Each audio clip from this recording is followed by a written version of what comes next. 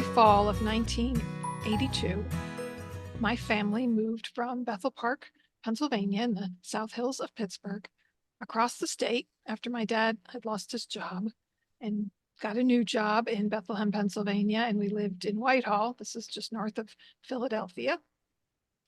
So I was going into seventh grade. I turned 13 that year in October. And in September of 1982, Billy Joel released his album, The Nylon Curtain. And on that album, he has a song entitled Allentown. And my sister was a big Billy Joel fan. And because she was, I was too. She was 16 at the time. And I think this tour date was added later at the fans' request to come and play in the Allentown area. And so the concert was scheduled for December, and then I looked up on Wikipedia to refresh my memory. It says December 27th, 1982. It was one of the final tour dates at Bethlehem's Stabler Arena at Lehigh University. And I remember my sister bugging my mom. She wanted to go spend the night outside the mall to get the tickets, because that's what people did in the Yeah. 80s. And I don't think my mother allowed that, but I think she went super early in the morning, stood in line. I joined her later on. And I remember standing in line with her, and we got up to the ticket booth. We got our tickets. Gosh, I wish I remembered what they cost. And there weren't too many tickets left. We went into the Whitehall Mall, and we were just jumping up and down. We were so excited that we got tickets. I know this was my first rock concert, and I'm guessing it was my sister's, but you know what? I'm not sure. So I just remember the excitement of we have these tickets to go see Billy Joel. And the night of the concert, I believe one of our parents dropped us off. And Stabler Arena, it's Lehigh University's arena, so it's not gigantic like some of the big city arenas. And we stood and sang and danced to every single song that night. And I remember, so it's my first concert. I don't know, about callbacks and encores. And I want to say he did 10. It was an incredible amount of encores. I since understand now that a lot of that is planned, but it was so exciting. He had so many albums by that time, and to have him play the song Allentown right there in the Lehigh Valley, it was a very exciting time and very exciting memory at the age of 13. Well, hello, this is Don, And this is Gina with Focused Healthy Family.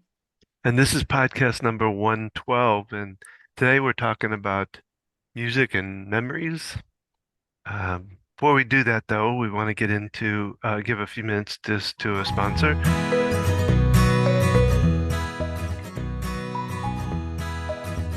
And today we're talking about Ask the OT.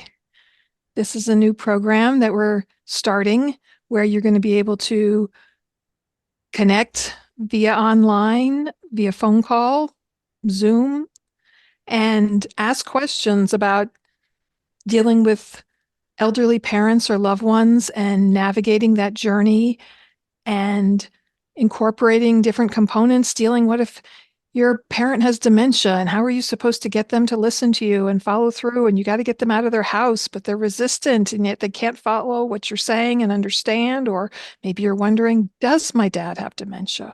Why is he doing these funny things? What's going on? So we're building a community of support.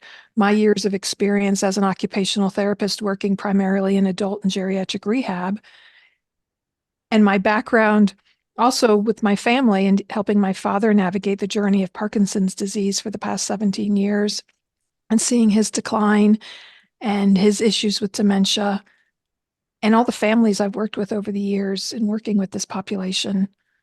I want to help other people with this, all this information and experience that I've accumulated. And I know how disconnecting it to be. You're juggling multiple things at once. You're going to work, you're taking your kids to high school activities, and now you're helping your parents navigate it. Maybe it's a long distance thing.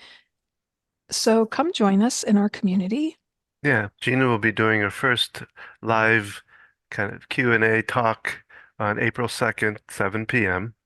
You can find out more about it by going to our website, focusedhealthyfamily.com. And actually, we have a little logo up there about Ask the OT, whether you can click on that and you'll find out more information about how to get involved with this community that we're building. So check us out, and we look forward to you being there asking your questions starting April 2nd. But it's good to join now and get involved with the community. There's a lot of resources up there for you to be able to pull, and we look forward to talking with you. Yes, feel free to send us questions you have now.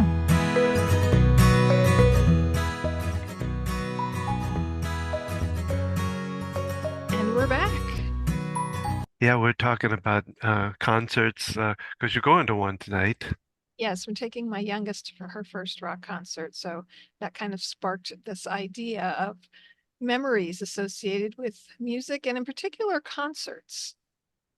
Don, do you remember I don't know if it your was, first oh rock my, concert? there's,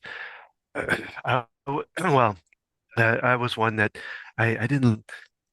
I didn't like going to concerts for the fact that I always thought, well, if I could take that same amount of money and buy one, or I could probably buy two albums for the amount of that money, then I could listen to them all the time except just that one night. But I did go because my friend Mike, in fact, I texted him just a little while ago to see if he'd respond to see if he could help me remember when our first concert was. But he was the one, you talked about sleeping, wanting to camp out. He was the one that would do that. I wouldn't do that because I was like, that isn't worth it to me to go sit and camp out on the cold ground or whatever. But one of the concerts I do remember us going to was the band Styx, um, because he made up a poster, this huge, I mean, it was huge. We had to both hold it up and we had to stand up on our chairs so that it was that big, and it said Sticks Kicks KYX. I think it's because he spelled it to match the lettering of the albums and all that. And we were getting all kinds of trouble from the people behind us because it was blocking, their view. But my friend Mike, he said, "I'm not getting down until they see my banner." And so we stood there, and I'm trying to think of the lead singer for Styx. It's not coming to me right now, but he he looked up at us. He pointed what we think he pointed to us. I'm not positive of that, and gave a thumbs up to it. And Mike was like, "That's great." And then we were able to put it down and sit down. But that was a cool concert. And what was really even cool about it, the start of it. Um, the again this lead singer, I can't think of his name. He Tommy Shaw? Tommy Shaw, yeah, he plays piano, and that all of a sudden this big cloud of like smoke filled the whole stage, and he come rising up as he's playing the oh, what is Sail Away, I think is the song that they do. And it was just a cool entrance to, him come rising up out of Was the it him or was it Dennis DeYoung? Dennis DeYoung. Yeah, Dennis DeYoung. He plays the piano and is really, I think, Apparently the accordion too. yeah. But that was a cool concert. I really enjoyed it. And like I say, my friend Mike, I give him kudos because he was the one that would always go get the tickets and do all that stuff, which I didn't like to do and didn't really want to do. I guess a bit of laziness, but also just like I said, concerts to me were that was a waste of money. I could get albums for that. So I'm sure. Gosh, I wish I were probably have my tickets somewhere for my Billy Joel concert. I'm trying to probably so. think talking about standing in line to buy concert tickets reminds me of college standing in line to register for classes for the Oh yeah. following year. These are things that our children will never know. Um, Well, yeah, I and I don't guess not. even know if the millennials will know. Everything's online now. Oh, that's true. That's true. Yeah. Well, yeah, we had to get up at crack of dawn. You had to be there like really early. I think it was even before 8 o'clock in the morning. You had to be ready to get in line when you registered.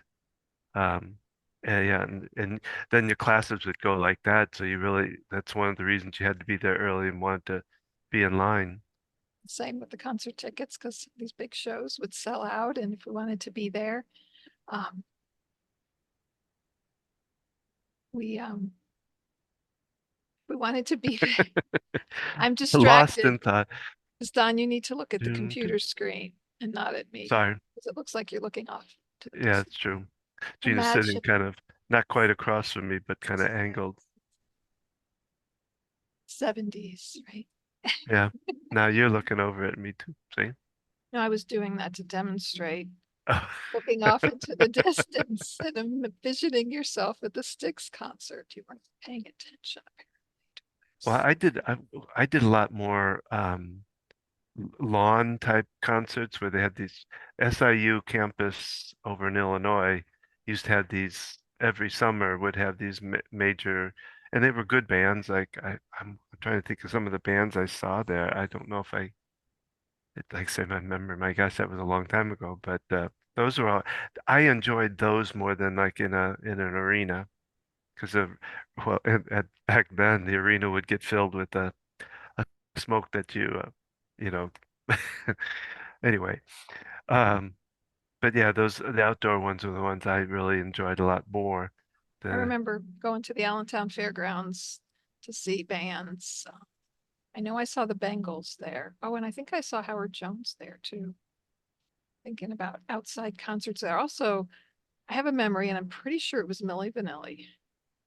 Was going to be playing somewhere in the area where I lived at the time.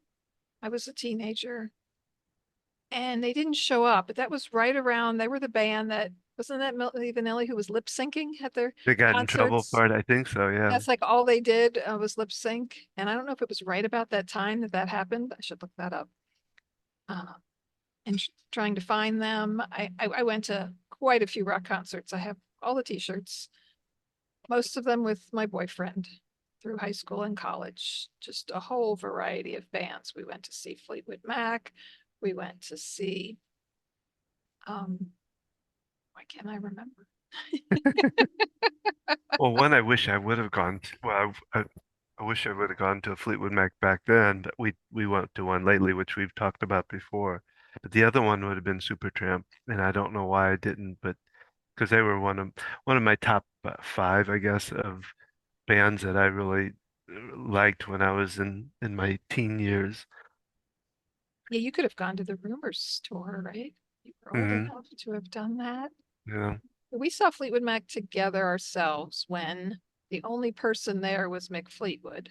Wasn't John, I thought John McVie was there Oh, too. John, maybe I think John. the two of them were there, but the rest were all That was at Charlotte at an outside pavilion, and he had a drum set on his that body that he played, that which was was, that was the best part of the whole concert was that because the singing the singers like they had I in remember she was kind of a country country, yeah, sound to kind of it. twangy kind of sound, I guess, to taking the place for Stevie Nicks, and there were two of them like because it takes that much power to to replace Stevie Nicks. But Well, yeah, and Lindsey Buckingham's guitar. So flash forward many years later, it was, I don't know what year it was, Don, and I found out that Fleetwood Mac, all the five originals were coming to Charlotte, and I decided to surprise you for Christmas and get us tickets to it. And yeah, we talked about that. Yeah, that it was so exciting. And I remember like going online and be like, okay, I've got to get these tickets. And oh my gosh, it was like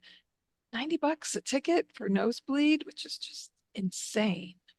I can't remember what I paid I for think it my was first actually a little more than that, if I remember right. I want to say it was over 100, but but or combined the tickets, but I do remember, I want to say $10 was the price of the first concert shirt that I bought at the Billy Joel concert. And I know I took my daughter last summer, my older daughter, to see Bastille, which was a lot of fun. It was at the Fillmore in Charlotte, and it's a small bar venue, a standing venue. And she bought t-shirts. I'd say the cheapest was 35 or $45. It's just yeah, unreal. The cost of things has increased in 40 years. And that's the same venue where Lexi and I will be going tonight. It's April 15th. This will air later this week, I think. yeah, And, just that experience of band that you really enjoy and seeing them perform live and at a venue like that, I mean, they're really close to you. This is not that big of Yeah, a theater, and to be that close is even more exciting because most of those concerts I went to years ago, we were way in the back of um, the Spectrum Center in Philadelphia, whatever it was called at the time. I don't think Philadelphia's, Spectrum was around uh, back in those days, the olden days. gonna look it up. But isn't it great that I mean, we saw Fleetwood Mac, and now they're no longer because, Christy McVie Chris has McVie's passed. gone, and uh, Lindsay is not Well, part of the group anymore. but that happened a lot over the years from the Yeah, time but I mean, they would leave and go and come and tour with certain members and not with other members. So when they came back to tour with Christy McVie, John McVie, Lindsey Buckingham, Stevie Nicks, and Mick Mick Fleetwood. Fleetwood, it was like a really big deal because they had Yeah. not done that. I'm not sure in how long. Well, and then now there's no more opportunities to be able to see all of that, so it's neat so we're talking about this having with memories, and how music really, we've talked about memories for the aging population and how important it is, and as we think back on it, how these memories instantly draw you back to certain things, certain sounds, a lot of different stuff. Things that were going on at the time, even our Cat first time interruption. we went to a concert as a family. Do you remember this, Don? James Taylor was playing at Yeah. Charlotte's Outside Arena, and for some reason there were still tickets available the day of the show. I'm not sure Well, why. they were like lawn seats, which I think, there's a lot of room up there in the So lawn this was seats. around 2000 because our only child at the time was a toddler. Yeah, he kept circling us as we were watching. Yeah, running around in circles on the lawn. I remember we got there, and I want to say the tickets were, they were $40 a piece, and you were like, "We shouldn't do this. This is too expensive." I'm like, "We're here. Let's do it." And I'm glad we did. It was a lot Yeah, of fun, and it's kind of fun to think back to that. And Harrison does like James Taylor. yeah. Well, and the other things music have done for us as far as memories, you know, I call it the dancing Grammys, way back, it was my birthday when I I turned 40, I think it was. I surprised Don and got some of his family to fly into the area, and we met at my parents'. They lived on the lake, Lake Murray, outside of Columbia, South Carolina at the time. And your mom came down with your brother, and your sister showed up with her kids at our place. Yeah, And when we went down there, my mom and your mom, who are a generation apart, it was Glenn Miller's. in oh gosh, not in the mood.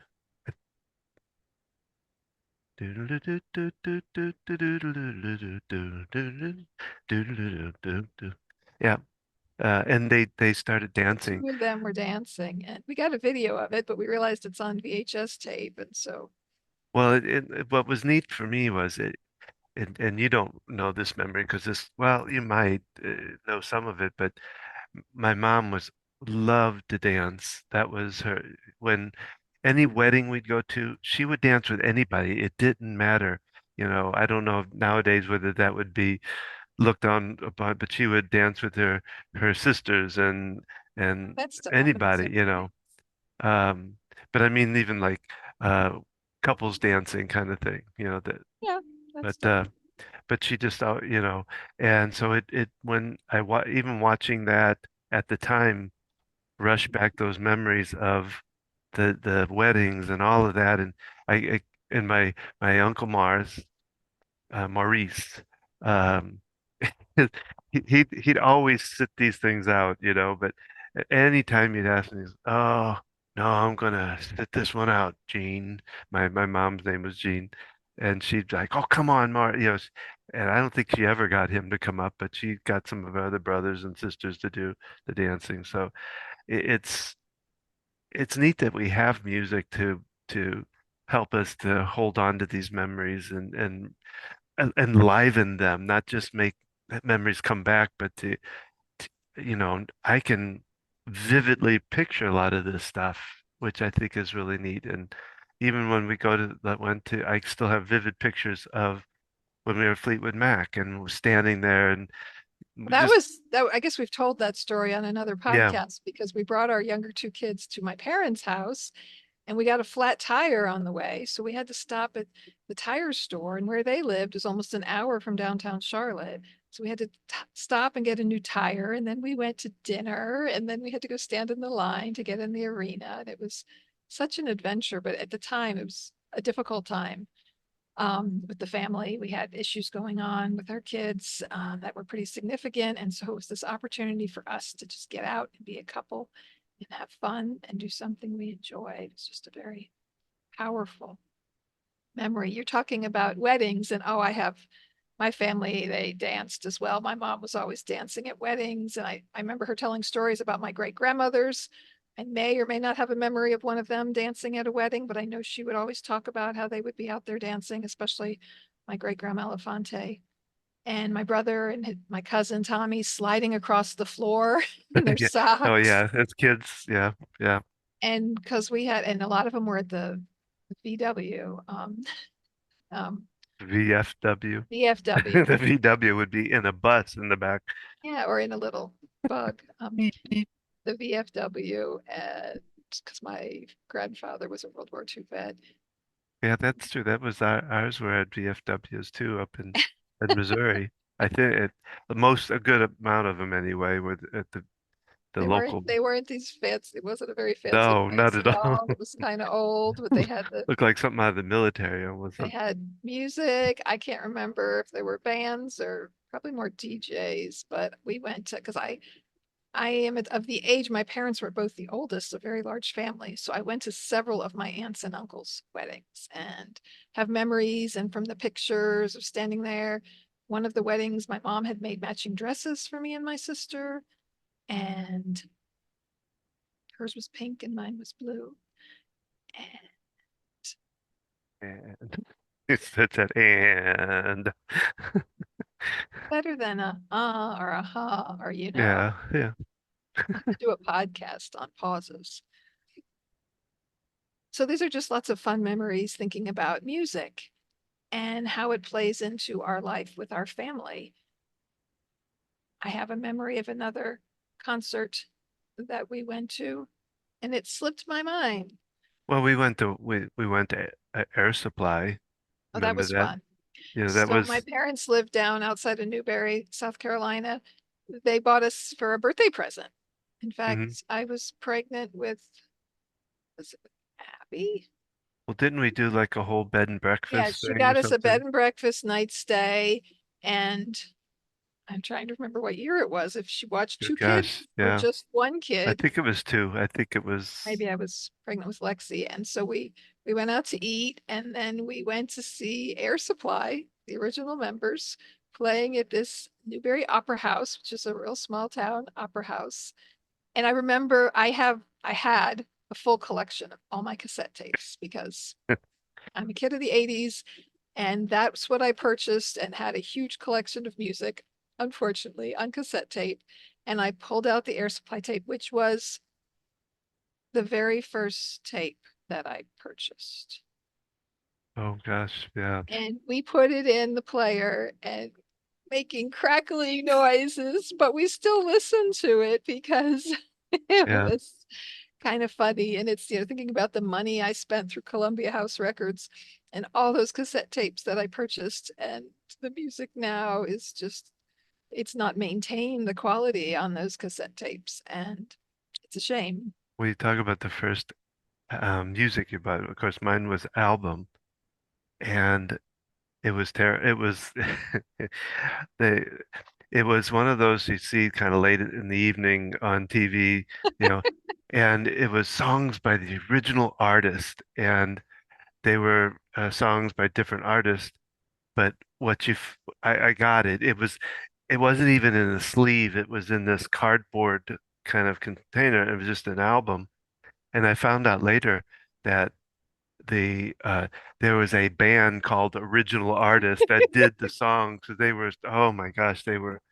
I was so because I had saved up the money and I, back then it wasn't like Amazon showed up the next day. It took weeks to get it. Um, and I was so excited to get it opened up and I'm playing it and I'm like, that doesn't sound like I don't even remember all the songs that were on there, but it was so disappointing. I don't know how I found out about well, I think it says it on the album. It made a disclaimer. This is the band is called the original artist, and it's not by the original artist of the song.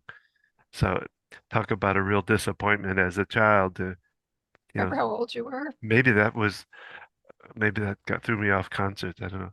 Oh, I probably I'm guessing I was probably 10 or 11, I think, when they got it. That's why you wanted to save your money to spend on actual albums so Yeah, that you real albums by didn't have real to original artists. listen to a cover of the songs by some obscure band called the original Yeah, because artist. I'm trying to think of I think the first real album I got was Yes, Hmm. uh, it had the song Close to the Edge.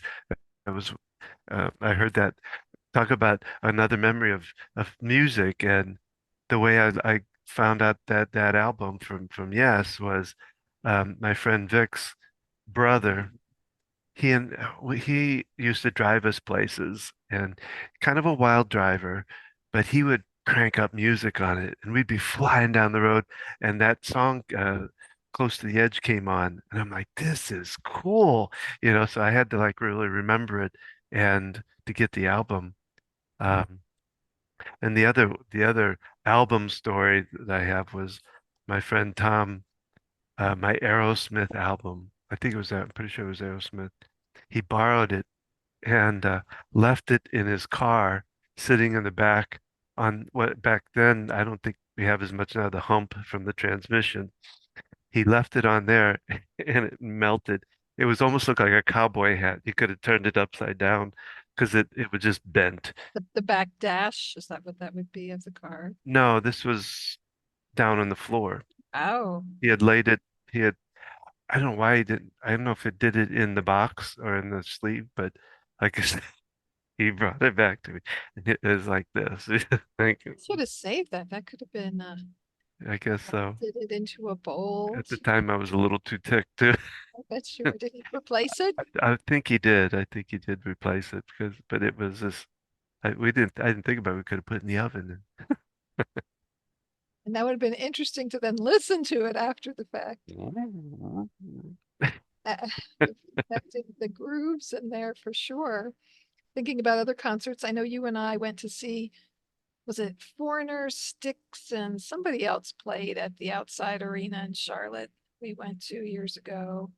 We also went to Yanni. Oh, yes. That was my favorite. That was my thing. That's why I think I had a spiritual awakening.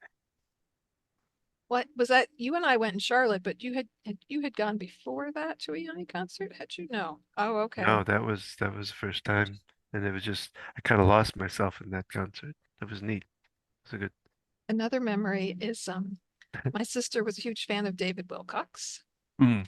and she had lived outside of Philadelphia with her husband, and they had gone to see like James Taylor played at like a local club or something, and David Wilcox had opened up for him, as I remember her telling me the story. And so she really got into David Wilcox, and he was coming to Charlotte. This was early days of our That marriages was before kids, wasn't it? before we had Yeah. kids. And my sister's like, "Do you want to go to this concert with us?" And we hadn't really heard much. We didn't know the artist, but we're like, sure, why not?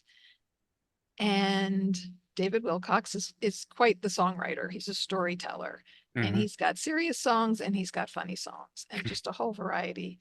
So we go to this concert. It's at was it Spirit Square in Charlotte? It was a nice No, small. it was at a little. No, it wasn't Spirit Square. It was at this little church. Don, you forget. We went twice. We went back to see him again, just Oh you and I, and then it was at that other venue. Pretty sure the first time, because no, because I can remember you laughing and smacking your head, but we were with Greg and your sister then? We'll look that up. So we're listening Argument. and to him sing and tell his stories. And he's got this song called Blow 'em Away. And it's about right, road rage and being in traffic. And I put it on the we did that one a couple podcasts ago. I put a little piece of it on that podcast. and he sings, I took out my pistol and I blew it away. He sings about motorcycles splitting Mm. lanes and A little dog named Phoebe or walk. something stupid like that, he says. And I never laughed so hard. And yeah, I threw my head back and it hit the seat behind me and just from laughing hysterically. And it was a lot of fun. That was, I don't know if I've done any other concerts with my sister in between going to see Billy Joel in 1982 and going to that concert. That was probably somewhere around 95 or 96. And, since then I became a big David Wilcox fan and you and I went again to see them. In fact, when we went back to see them, do you remember who opened for him? Wasn't it Taylor's daughter? James Taylor's and Carly Simon's daughter? Yes, opened for them. And but because he introduced them. I want to say David Wilcox went out there and introduced. I don't remember that, but I do remember her playing. And or maybe he did it after the fact. I don't know. I want to say he walked out there to introduce her. He's kind of cool like that.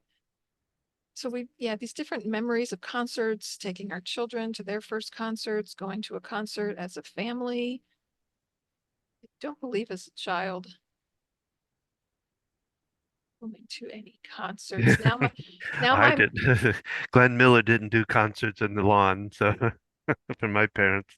my parents live in Sun City now, the 55 plus community, and they bring in people to bands to play music. In fact, there was somebody who did Billy Joel music that we were going to join them for Well, in remember we just did ABBA. ABBA. It was an ABBA tribute band, and you and me went with my mom to that show, and that was a lot of fun. And my mom was sharing memories of listening to Abby as a very young kid singing ABBA songs, and she didn't realize the story behind that. When our son Harrison was in a play, he was 8 years old, and he was in a theater production that they produced, and people paid money to go to the show with Charlotte's Web. And the last night of the show, one of the parents of the cast members rented limos and they took the kids out for pizza. And when he got in the limo, There, Dancing Queen was playing. So he became a fan of ABBA, and then Abby became a fan of ABBA, and we're all still fans of ABBA. So it was fun that we went to that. And Lexi was going to join us. And I remember her saying she didn't want that to be her first rock concert. An ABBA tribute band with a bunch of 55 plus people. So instead, we're going to see her favorite artist. well, when I was in teens, the other big thing, and I think it was called Super Jam. Now I think about it, and I'm trying to remember. I think it was at Busch Stadium, but I think they also did one under the arch, but I can't have a hard time remembering. But those used to be, they were massive. I mean, you'd get I would say probably close to 1 million people, but I'm not sure that may be a little exaggerated, but it was a lot of it was a tough thing because I mean they literally filled the bleacher seats, but then also they had the whole field was covered, and then you had a small portion of it was actually the band. So because they used to have people that would pass out, and I think they actually one year had a person that died, because it just sitting out in the sun in the middle of July. Uh, anyway, so yeah, So I grew up in the Lehigh Valley of Pennsylvania, and Bethlehem, Pennsylvania had Music Fest, and it was free back then. And they had all kinds of music, rock music, folk music, polka music, and food and drinks, yeah. and we would go I pictured John Candy at that point when you say polka. I don't know why, but see a sorry. movie with polka. I'm not sure. Yeah, And I remember one year going with my friends, and I remember I invited this guy I worked with at the Blockbuster Video to join me. And he first said yes, and then he told me he couldn't go. And I remember like a week or so later, I met one of my to be boyfriends. And he had been there at the music fest as well. Not that we had run into each other, we didn't know each other. Um, but it was a festival that happened every summer. And I want to say they did a New Year's Eve thing, maybe in the same location, Don, and we were up in Pennsylvania. Okay. Maybe not. When I was up in Penn, it sounds like I lived up there. I didn't live up there. I went up there. I'm not sure if this memory was with you or my high school boyfriend. And we got tired of being out in the cold and I don't know. went back and we watched Princess Bride. So I'm not sure where that memory. Yeah. Sometimes we can't quite place the memories, but they're there and they, like you say, they solidify. Like when I hear the song Susu Studio by Phil Collins, come on, I picture myself on, I believe it's Maud Chunk Road in Whitehall, Pennsylvania. And I think I was driving at the time. And I can see turning into the neighborhood where we lived. And Oh, well, just, you talk about that. It mm, the day, the night my father passed away, um, driving in the car, going out to the hospital at 2:30 in the morning.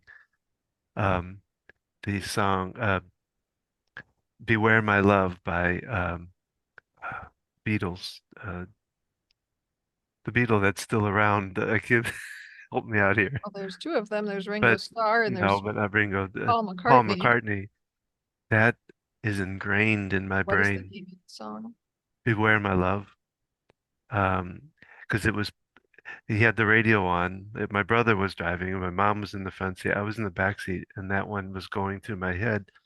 It was playing on the radio, and to this day, if I hear that song or even think about it, I can picture the whole drive, and I can picture getting there and the whole that day actually. Um, and that was yeah. So it has its, and I don't mind that at all. I like being able to remember that, and using that song to help me remember really helps me because I don't ever want to forget that kind of stuff. Um, that's, of course, the last time I You were saw my dad going alive. because he was still alive when you got to the hospital. Yeah, because we left at 2:30 in the morning. We got the call from that they said, you need to be in here. He's not doing well. So we all got up. My mom called my brother. He lived right up the street from us, so he came down and picked us up and drove out. And we went through this day of roller coaster, doing good, everything looking really good, and then and then up. And so he didn't pass away till like 1 o'clock in the afternoon. So we were there from probably 3:30 in the morning till 1 o'clock when he passed away. So that, like I say, so anytime I hear that song, I flash back there. The other one is leader of the band. But that one, yeah, because it has the one line in it, the thundering velvet hand. Just that's my dad. That was my dad. You know, whenever we did, he wasn't a violent person, and he didn't really hit us or anything like that. If we got a spanking or something, it would be a bop on the butt or something. But his way of doing things was that compassionate but firm, and sometimes angry, but always had a compassionate side to it. And that song just, even though he wasn't a leader of a band, but his that Well, he was the leader of your family, so to speak. yeah, yeah. So yeah, Traditional kind of thought. Yeah, when I hear that song now, I think of you and your dad, who I never got to meet because he passed yeah. away when you were 17 and I was 6 and living in Ohio. We tried calling, but you didn't know. I wanted to Done let you know. a I mean, long distance phone your call. future father-in-law's dying. Get down here. I was 6 and there was no Uber. Yeah, So yeah. we have so many memories of music. And I believe I may have shared this. My dad was in the hospital several times last year. And it's just funny, it took me till the third time, I believe, trying to have him have something to do, keep him busy, keep him occupied. We weren't there. And it's like music. Dad likes music. And it's like, how are we going to play the music? he doesn't have a smartphone. And if he did, he couldn't figure out how to manage it. And I went online and I purchased a radio CD player. And my mom had tons of music on CD still and brought some of his favorites. And it was fun to put the music on and play with him and, just talk with him about what we were listening to and telling stories. And I remember stories he told us about, um, he used the, you took a fine time to leave me, Lucille, by, who's that by? Whoever it's by. He would always sing, you took a fine time to leave me loose wheel, because he had a sales job and he was driving and his tires spun out from under him and it hit a Porsche. So he told us that story and kind of, I'm sure he wasn't laughing at the time, but laughed about it after the fact. And there's certain songs that I just attribute to my dad like that. But so we had this opportunity to listen to music and talk about music. And then my mom sent some calming music, and it's like piano music. And she now plays it every night at bedtime for him. And it helps, just soothing tones to help him calm down. And it kind of signifies that it's nighttime and it's sleep time. And I remember leaving messages at the hospital and the rehab, about playing the music for him, to have that there for him, even though he couldn't engage enough to do any kind of activity on his own. It was Kenny Rogers, I think. You must be fine time Oh, to leave. yeah, that and the gambler. Just a quick loose wheel I did. My friend Greg Stanley and I used to travel in his Volkswagen, sorry, in his Volkswagen bus, and we were driving along and we heard this really loud scraping noise. And he finally pulls over, and the axle on his, his bus came loose. And luckily, the wheel had a cover on it, so the wheel couldn't come off. But it was like peeling as it was going around, it was peeling the tire. Uh, anyway, so how are you creating memories with music, or just creating memories overall for you, your family? Taking that opportunity to go to a concert with your parents, go listen to something that they enjoy. And me taking this opportunity to go with my teenage daughter to a concert and being there for her and supporting her. And, I really embrace myself into some of the music my kids like. And I've been listening to Same Motel music for quite some time now, because I got these tickets back before Christmas. I gave them to her as a Christmas gift. She told me about the concert. We talked about going and we hawed over it. And then I decided to surprise her for Christmas. I like to surprise people with concert tickets. Yeah, Christmas. And so I'm enjoying, listening to the music. I have a very powerful memory when I took my daughter to see Philip Phillips. He was an American Idol winner, and we had watched that show together for a number of years, right around the time just before and after Don's heart attack. And we both love Philip Phillips. And she discovered he was coming to town. He toured with Matt Nathanson, and we got tickets, and it was an outside, smaller venue in Charlotte. And she was pretty young at the time, maybe 16. And that music had helped us through some difficult times. Mm. And it was powerful. She, still struggled in a crowd at that time, and just having that experience. And I found a whole new band there. A Great Big World opened. It was 2016 when this concert was, because Prince had passed away earlier that year. And the three of them, Matt Nathanson, Philip Phillips, and Great Big World, came out and they sang Raspberry Beret together. Ah, And it's really awesome ah. in celebration of Prince. And it was a lot of fun, and just that connection that I had with her. And I love these opportunities to do things like this. When my kids are in the car with me, sometimes if they're going somewhere it's stressful for them, I'll say, okay, put your playlist on. What do you want to listen to? Yeah. So share stories of music and think about music opportunities. And if a song comes on, does it bring back some memories? And what kind of memories are there? And maybe we need to tap through it if they're difficult memories to think about, or even just tapping up the joy of experiencing it and how music can lift our mood and enlighten us. Well, and I'll put just a little plug in here for Sage Stream. Remember Anthony Cirillo? We did a podcast on it. If you want a concert to come to you, are to your aging parent, that's what Sage Stream is. They bring it into your living room with some really neat little band concerts that go They on. So stream just it. yeah, Yeah, you get the streaming version. yeah. And it's yeah, it's a neat opportunity that he's doing and looking doing in a lot of like facilities of senior centers and places like that. There are so many different ways, and music can also connect us across generations. So thinking about how, bringing together family members and listening to music of there. I've got another story before we Okay. wrap up. My parents' 25th wedding anniversary. My sister decided she wanted to plan a surprise party for them. And so that summer, I was doing an internship, um, I believe, for my occupational therapy program in college.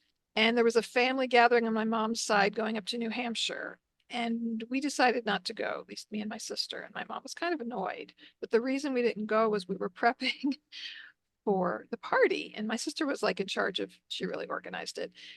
She contacted the people and reached out to family, and everybody brought different food items to share. And I was in charge of the music and the pictures. And my mom had this big bin under her bed of pictures, and I took a bunch and made a collage.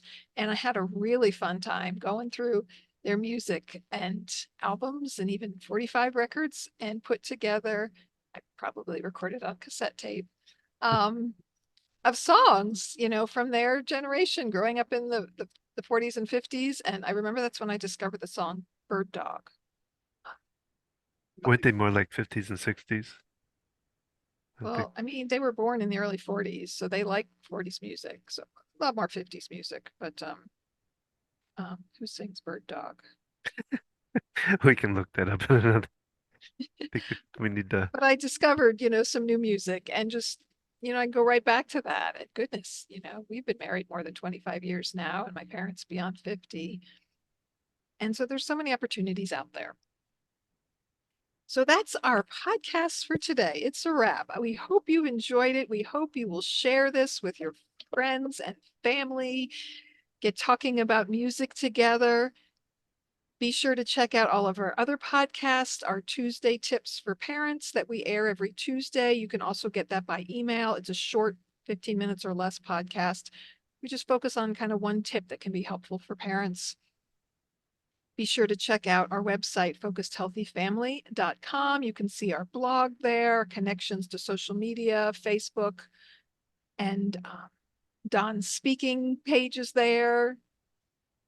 Tuesday tips, did you mention that? I'm not in my my zone for a second, but we have Tuesday tips every Tuesday. So, audience, did I talk about Tuesday tips? We'll let Don go back and listen to it.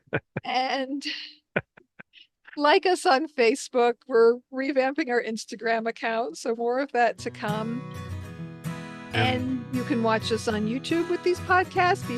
We've been doing this over 2 years now. Be sure to look back on prior podcasts, and you can research the different topics because we've covered everything from parenting children of all ages, as well as juggling, caring for yourself, your children, and aging loved ones at the same time.